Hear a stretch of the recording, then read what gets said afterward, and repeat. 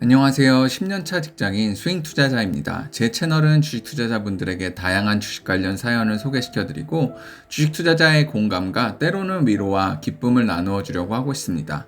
오늘 가져온 사연은 내공이 많이 느껴지는 사연으로 철학적 내용도 가지고 있는 좋은 사연으로 저는 생각되고 있습니다. 사연을 듣고 많은 의견 남겨주셨으면 좋겠습니다. 자, 그럼 오늘 사연은 바로 시작해 보도록 하겠습니다. 주식이 도박이냐 투자냐라는 논쟁은 항상 있어왔던 캐캐묵은 주제입니다.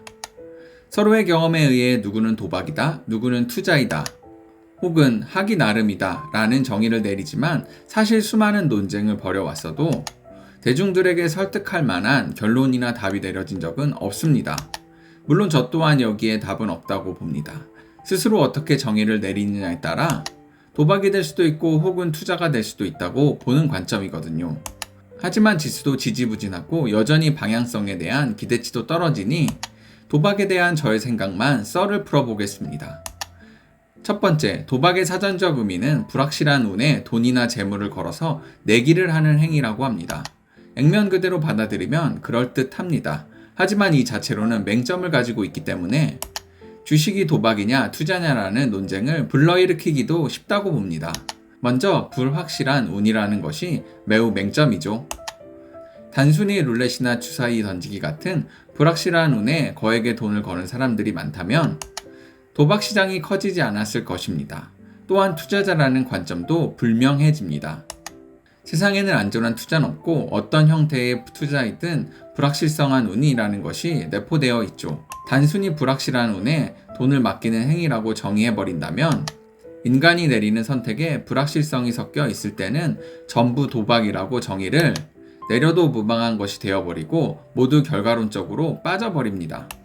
예를 들어 손정희가 비전투자 펀드로 투자하는 모든 행위에는 객관적으로 측정하기 어려운 힘든 불확실성을 가지고 있죠. 물론 투자한 유니콘들이 성공해서 큰 수익을 낸다면 성공한 투자자라고 불리겠지만 반대로 유니콘들이 실패하여 큰 손실을 낸다면 실패한 투자가 아닌 무모한 도박으로 불리게 됩니다. 즉 결과론으로 빠지게 됩니다. 이런 예도 있죠. 스포츠 토토는 대부분 대중들이 도박으로 인식을 합니다. 그런데 언더독이 아닌 탑독일수록 확률적 우위를 가지고 있는데 만약 계속 탑독만 투자를 한다면 도박이 아니게 될까요? 옵션 거래에서 거의 걸출될 확률이 희박한 극의 옵션을 매도하는 행위는 도박이 아닌 투자 행위가 될까요? 불확실한 운에 투자로 도박, 투기, 투자, 기타 등등을 가르는 것이 사실 모순을 가지고 있습니다. 안전한 투자 행위라고 하더라도 불확실성한 운에 벗어나 있는 것은 아무것도 없습니다. 우리가 가장 안전한 재테크 행위라고 하는 은행에 저금하는 행위조차 은행이 망하면 5천만 원밖에 돌려받지 못합니다. 김영삼 정부 메이저은행 도산 사태, 김대중 정부 파이낸싱 줄 도산 사태, 그리고 박근혜 정부 저축은행 줄 도산 사태 등등 정권이 바뀔 때마다 금융에서는 부침을 겪어왔습니다. 개인적으로 도박이란 행위를 저는 이렇게 정의합니다. 승부가 빨리 결정나는 게임에 인간이 돈이나 재화를 거는 행위, 즉 불확실한 미래에 돈이나 재화를 거는 행위는 동일합니다만 거기에 시간을 내포하는 것이죠. 이 관점으로 보면 도박이라는 개념이 좀 더 명확해집니다. 인간이 돈을 거는 모든 행위를 게임으로 정하고 돈을 건 시점부터 승부가 빨리 결정나면 결정날수록 도박성이 강하다라고 해석하고 승부가 끝나는 시점이 멀면 멀수록 도박성이 약하다라고 해석하는 것이죠. 이 관점에서 가장 도박성이 강한 것은 무엇일까요? 일단 카지노에서 벌어지는 모든 게임은 도박성이 강한 도박이 될 것입니다. 룰렛을 돌리든 슬롯머신을 돌리든 카드 게임을 하든 순식간에 끝이 나고 승부가 결정이 납니다. 카지노의 수익은 카지노 입장 대비 회전율 관리가 핵심이고 많은 대부분의 게임들이 승부가 빨리 끝나지 않으면 카지노는 망하게 되어 있습니다. 경마, 경륜 이런 것 마찬가지일 것이고요. 스포츠, 토토, 로또 복권도 도박성이 강한 상품이 되겠습니다. 일주일 안에 승부가 끝나니까 인터넷에서 한때 도박으로 유명했던 부스타빗, 소셜그래프, 도박 같은 경우는 극악의 도박이 됩니다. 승부가 시작과 동시에 30초 안에 끝나니까요. 게임의 회전율이 빠르면 빠를수록 도파민 중독은 급속해지고 좀 더 승부가 빨리 나는 게임을 원하게 됩니다. 보통 이것을 도박 중독이라고 부릅니다. 주식에는 어떤 것이 있을까요? 주식에서는 강제 승부 결정과 비강제 승부 결정이 있습니다. 강제 승부 결정형에 속하는 것이 선물, 옵션, 마진거래 등등이 있겠습니다. 이것은 만기를 가지고 있으므로 만기일에 승부가 결정이 됩니다. 승부 결정을 거부하고 싶으면 일정 부분의 금액을 지불하고 롤오버를 해야 합니다. 비강제 승부 결정은 그 외의 현물을 포함 모든 것이 되겠습니다. 하지만 어느 쪽이든 매수 매도를 했을 때 한 번의 승부가 결정이 납니다. 이런 의미에서 본다면 매수와 매도를 하는 행위에 대해 게임의 결정을 스스로 내리는 것입니다. 여기에 도박성이 높아진다, 낮아진다 결정하는 것은 대부분 변동성의 크기에 좌우됩니다. 주식을 도박처럼 운용하느냐, 투자처럼 운용하느냐는 개인의 투자 의지에 달린 것인데 변동성이 높아지는 시간 대비 시세 차익의 폭이 커지므로 매수, 매도의 폭 또한 좁아지겠죠. 즉, 회전율이 높아지는 개투들이 많아지고 이는 곧 도박에 매진하는 개투들이 많아진다는 의미가 됩니다. 왜냐하면 매수와 매도의 폭이 짧아지니까요. 보통 옵션을 도박이라고 불리우는데 그렇게 불리우는 가장 큰 요인은 변동성이 극악으로 높으므로 표지선을 길게 가져가기가 힘듦으로 상대적으로 승부가 빨리 끝나는 이유가 가장 크다고 할 수 있습니다. 특히 옵션은 만기주일수록 시간 가치의 급락에 따른 변동성이 크므로 결제일이 다가갈수록 도박성이 훨씬 강해지는 특이한 상품이죠.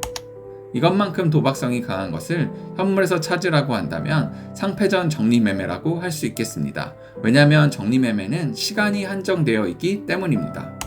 아인슈타인의 상대성 이론이라만큼 주식을 도박으로 바라보는 관점 또한 상대성을 가지고 있습니다. 대부분의 주식 개투는 선물 투자, 비트코인 투자를 도박으로 정의하겠지만 이 관점에서 보면 도박이라고 딱 부러지게 말할 수도 없습니다. 다만 주식과 상대적으로 변동성이 크므로 도박성이 조금 더 크다라고 해석하는 것이 옳겠습니다. 하지만 이 해석조차도 우리 시장이나 나스닥이나 요즘은 2% 등락이 우습게 나오니 비트코인 네가 도박성이 더 커 라고 말하기 우습습니다. 테슬라에 투자하는 개인들 입장에서는 옵션 투자자는 도박꾼이죠. 그러나 QQQ에만 투자하는 지수 투자자 입장에서는 테슬라에 몰빵하는 개인이 도박꾼으로 보일 수도 있습니다. 장기 투자자 입장에서 보면 단기 투자자는 다 도박꾼으로 보입니다. 하지만 주식을 하지 않는 적금 투자자 입장에서 보면 주식쟁이들은 다 도박꾼입니다. 관찰자가 어떠한 지점이냐에 따라서 도박이란 정의는 상대적으로 갈립니다. 마지막으로 이 글을 쓴 이유는 두 가지입니다. 첫 번째, 난 주식을 도박처럼 하겠다라고 한다면 지금만큼 좋은 구간은 없어 보이겠습니다. 지수는 지지분한데 하루 변동성이 2%는 우습게 나오고 종목은 잘만 맞추면 며칠 만에 몇십 프로 먹는 것은 1도 아닙니다. 주식이 별로면 지금 너를 띄는 해외 선물도 있고 알트코인들도 있습니다. 근데 난 주식을 도박처럼 하기 싫다 라는 관점이면 지금 구간은 주식을 하기 좋은 구간은 아닙니다. 비중을 줄이고 관찰자로 되돌아가던가 아무것도 안 하고 가만히 있던가를 선택해야 합니다. 현재의 시장은 항상 당신의 도파민을 자극할 준비가 되어 있는 구간이니까요. 두 번째, 투자자는 선이요, 도박꾼은 악이다라는 관점을 버리고 돈 많이 벌고 카지노로 나오는 놈이 장땡이라는 관점을 가진다면 현재 내가 하는 행위에 대해서는 먼저 정의를 내려야 합니다. 도박성이 강한 플레이를 할 것인가, 도박성이 약한 안전한 플레이를 할 것인가 말이죠. 시장은 두서가 없는 투자자를 먼저 죽여버립니다. 예를 들어 내가 도박을 하겠다라고 마음을 먹는다면 그 행위를 인정해야 하고 시장에 참여해야 합니다. 즉 도박꾼은 도박의 기본적인 룰을 먼저 지켜야 합니다. 예를 들어 도박을 하면서 베팅을 해놓고 자기 패를 안 보고 남의 도박을 구경하는 행위나 베팅 도중에 내가 얼마를 벌었냐, 돈을 만지작거리는 행위, 홧김에 올인하는 행위, 이런 도박에는 금기하는 행위들, 패가 안 풀릴 때는 잠깐 쉬는 행위, 혹은 제3자로 당분간 남의 플레이를 관찰하는 행위 등이 도박꾼의 필수 행위들, 이런 것들은 누가 가르쳐주지 않고 도박 플레이의 기본 룰이고 패가 좋든 나쁘든 무조건 게임을 참여하는 것은 플레이어의 하수 중의 하수라는 것을 도박을 안 해본 저도 아는 것이죠. 근데 시장에는 두서없는 플레이어가 너무 많습니다. 하는 행태는 도박꾼이 맞는데 물어보면 자긴 투자자라고 합니다. 그리고 손실이 커진다면 한 방에 역전해줄 히든 뜨기를 기다리며 무한정 홀딩을 하죠. 나는 투자를 하지 도박을 하지 않겠다 한다면 나의 투자 습성에는 도박으로 이끄는 속성들이 무엇이 있는가를 파악하고 고쳐 나아가야겠죠. 물론 저는 장기 투자를 해본 적이 없으므로 뭐가 있는지는 저도 잘 모릅니다. 다만 내가 정말 장기로 투자할 것이라면 내 앞에 놓인 도박으로 유혹하는 것부터 제거를 할 것입니다.